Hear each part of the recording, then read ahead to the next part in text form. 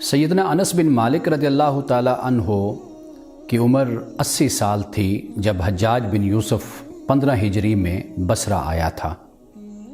हज़रत अनस बिन मालिक रज़ी अल्लाह ताला अन्हो ख़ुद फरमाते हैं कि मेरी बेटी अमीना ने मुझे बताया कि इस वक्त तक जो सुलबी मेरी औलाद है, यानी जो मेरी सगी औलाद और औलाद की फिर आगे औलाद, तो कहा कि 120 दफन हो चुकी है, यानी इतनी बड़ी तादाद।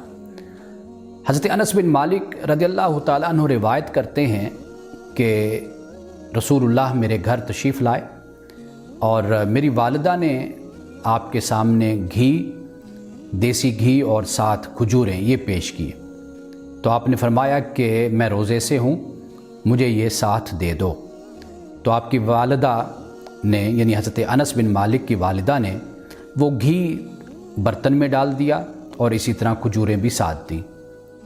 रसूलुल्लाह सल्लल्लाहु अलैहि वसल्लम ने जाने से पहले घर के एक कोने में आपने फ़र्ज़ के अलावा यानी आपने नमाज अदा की, यानी नफल पढ़े।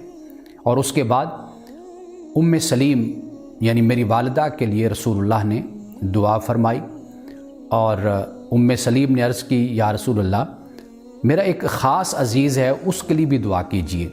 आपने फरमाया वो कौन है? अर्ज़ की वो आपका खादिम अनस बिन मालिक है। तो कहते हैं हज़रत अनस बिन मालिक के रसूलुल्लाह ने फिर मेरे लिए कोई दुनिया और आखरत की कोई ऐसी बात नहीं थी, कोई ऐसी चीज़ नहीं थी या कोई ऐसी दुआ नहीं थी जो आपने ना फरमाई हो। और आपने अल्लाह की बारगाह में अर्ज़ की कि मौला इसे माल में, औलाद में, इसको उम्र में, इसको बरकत अता फरमा। तो हज़रत अनस बिन मालिक फिर इसी बात को बयान करते हैं कि अल्लाह ने फिर मुझे औलाद में, माल में और हर तरीके से अल्लाह ने फिर मुझे कसरत अता फरमाई, यानी तवंगरी अता फरमाई। फरमाया कि इस वक़्त मैं अंसार में से सबसे ज़्यादा खुशहाल हूँ।